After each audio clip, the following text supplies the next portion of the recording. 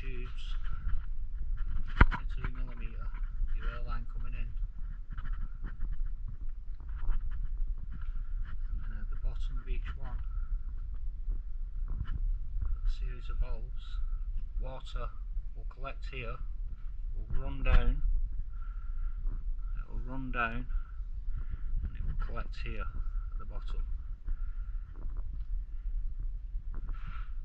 By the time it gets to here, I find it's really dry. And I know there's other ways of drying air, but this is something that works for me, as opposed to your old this thing, you know. So think of that. This works every time. You just periodically open the valve.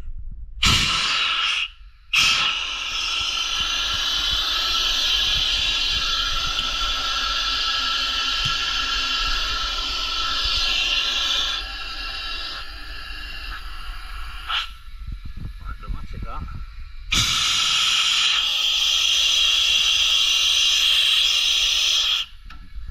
Any moisture that's in there soon comes out.